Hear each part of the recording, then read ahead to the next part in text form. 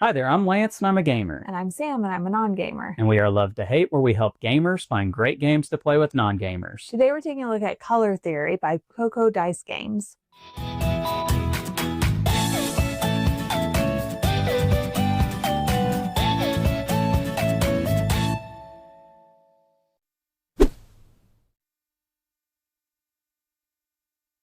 Color Theory is a game that is coming to crowdfunding here in the very near future, so make sure to check out the link down below in the description of this video after you watch it to check out that campaign page to get all the details on Color Theory. Now, Color Theory bills itself as a game for people who like poker but don't like to lose money. Well, that would be me. I like poker, not any good at it. This is a game that is very similar to poker in the sense that there are going to be cards in your hand. Everybody else has cards in their hands. You don't know what they're holding. And there are going to be cards in the middle that you're going to be using to hopefully help you win the round. And you're going to be betting in this game. This is a very simple game. The rules are very straightforward. It takes about 1 minute to learn this particular game. And it's a lot of fun. So let's go down to the table. I'll show you how this one works, and then we'll come back and share our thoughts on Color Theory. All right, I have Color Theory on the table. Now, I do want to make sure you understand that what you see here is prototype. This is not final, so some of the artwork, components, maybe even some of the rules could change once this game is released from crowdfunding. That being said, what you have here for components, you are going to have a deck of cards, and you are going to have these tokens. Now, these tokens come in two varieties. You've got these that count as 1, as you can see, the 1 pip, and then you've got these that count as 5. Now, as for the cards, you are going to have the playing cards. Those cards are going to come in six different colors. You've got the primary colors of blue, yellow, and red. And then, of course, you've got the secondary colors of green, orange, and purple. And in addition to that, you've got a burn pile card and a river card. And then each player is going to have their own little player aid, but also it is where you're going to be placing your bets. And there's a little reminder here in case you didn't pass kindergarten or first grade or whatever grade it is that they teach you your colors, that you have your different combinations that get you those secondary colors. And so that's important for this game. Now, I do want to point out that in the final game, these cards are going to be a little bit bigger than what you see here. As you can see, they are the same size as the playing cards, and they've made these a little bit bigger so that you don't accidentally shuffle these two cards into the deck, because you need them to be set out in front of all the players. Now, you would not keep all the chips in the center. You'd probably want to push those off to the side and keep these in the center, but as it is, I'm going to keep them where they are right now. Now, how this game is going to work, everybody is going to be dealt 5 cards face down, except for the dealer. The dealer is going to take 5 cards face up. And so let's go ahead and do that real quick. I'll take 5 cards face up. And I believe this is 5. Here we go. And that's a good arrangement. I've got no repeats of colors. That's pretty nice. And then what I would do next is I would secretly look at the top card, not letting anybody see this. So in this case, it's going to be green. And then I would put that face down on top of the river card. Now, what am I trying to do? Well, I'm trying to essentially make a bet that I'm going to have 2 cards left in my hand here in a second, and that one of those 2 cards matches the river card, or I can combine the 2 to be able to match it if this is a secondary color, and that my 2 cards in hand are the 2 primary colors that would mix together to make that secondary color.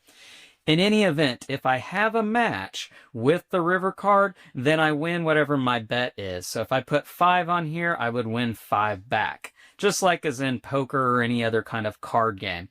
Now, if I don't make a match, I lose whatever I bet. So that's where the betting in this game comes in. But let's get back to how the round works. So I know that this is a green, and I'm the dealer, and I have to reveal my cards. Now, I have to publicly discard or burn 3 of the 5 cards that I have as the dealer, making sure that I try to make a match with whatever's left out here. So if it was green, I could be clever and not keep the green and maybe keep the yellow or blue, trying to make people think that maybe this is a yellow or a blue. That would be a clever play. I would discard these 3 cards to the burn pile face up, and I would keep these two hidden in front of me. Nobody knows what they, or no, excuse me, as the dealer, these would be face up. Now, the other players are going to be doing a similar process, but their cards are going to be face down. So as the dealer, I'm showing everybody that I'm keeping yellow and blue, and then I have to make a bet from 0 to 2. So I could bet 0, 1, or 2 of my chips on this card. And since I'm very confident that I have a match, I would maybe place 2 out here. Now, I could also not bet anything and bluff people in that regard and try to make people think that I don't have a match. But as it is, I would probably make a bet because the winner in this game is the player who gets to 11 first. And that can happen really quick.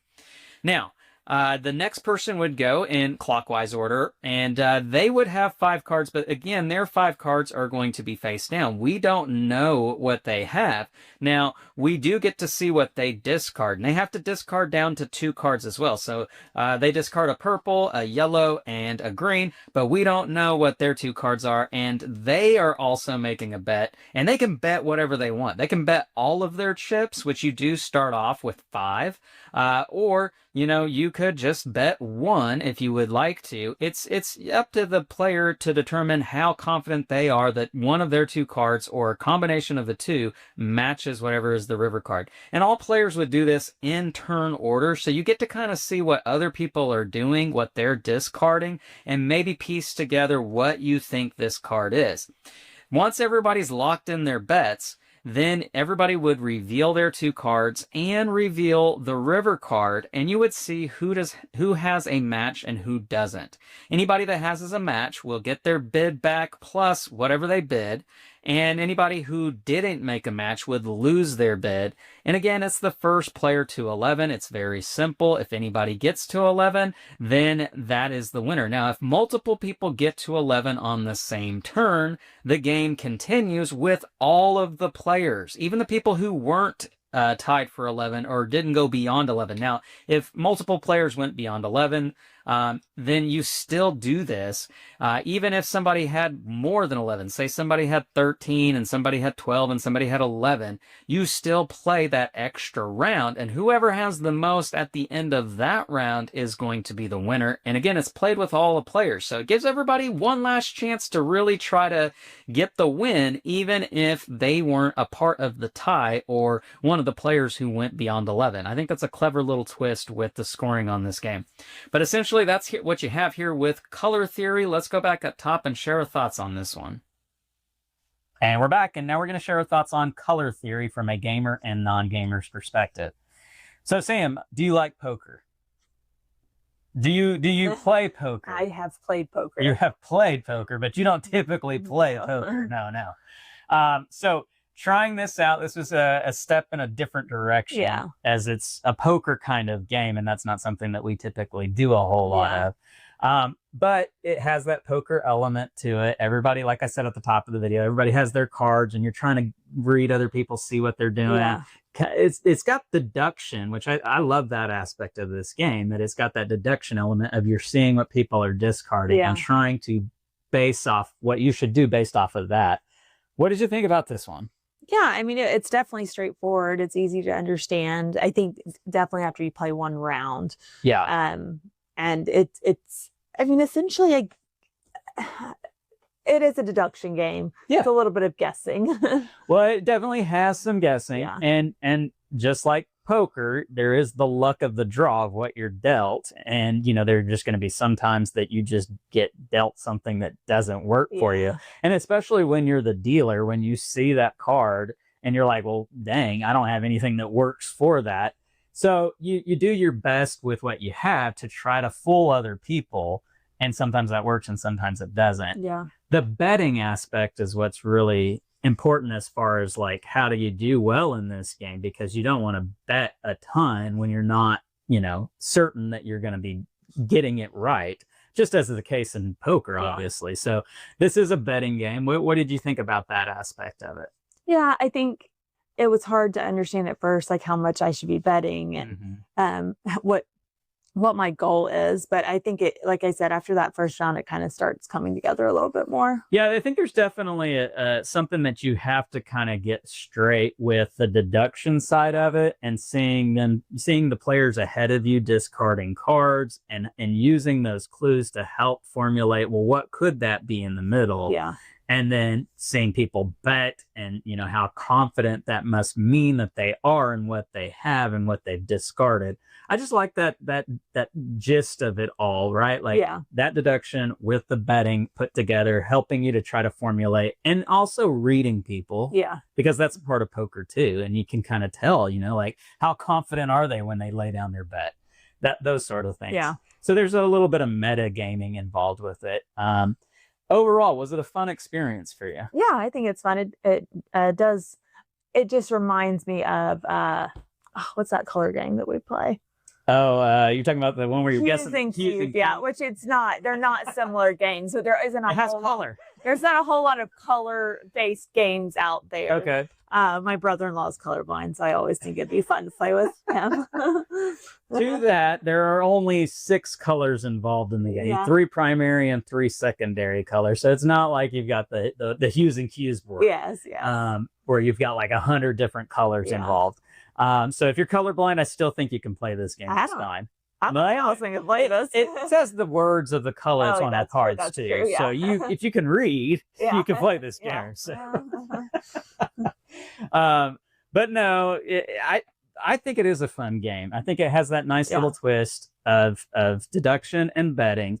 And it's not a long game. The box says 15 to 45 minutes. I would be shocked if there is a 45-minute game. And it would have to be, the box says 2 to 10 players. I think it would have to be at 10 players. And it's like nobody's really betting big amounts, right? Like I'm betting 2, I'm betting 6. Yeah. Because you just got to get to 11. And that can happen in like 2 rounds. Yeah. Maybe even, 2 rounds. Yeah. So yeah, the game could be over really quick. I don't see it going 45 minutes, but that's what they say on the box. But nonetheless, and it does say ages 14 and up. I don't know. What do you think about that? I think our 11 and 13-year-old definitely could play it. Yeah, I think so too. Now they might not be as good at it as maybe adults would be, but I think they would get the gist to be able to enjoy it. Anyhow, that is Color Theory. It's like poker for people who don't like to lose money, which is us, and it might be you as well. This one is coming to crowdfunding, and it is from Cocodice Games. Make sure to check out the link down below in the description of the video now that you've watched it to check out all of the details on the campaign page for this game. While you're down there, make sure to leave us some comments. Make sure to like and subscribe and push that bell button so you get notifications of all our new content. I'm Lance. I'm Sam. And we are Love to Hate, where we bridge the gap between gamers and non-gamers. We'll catch you next time.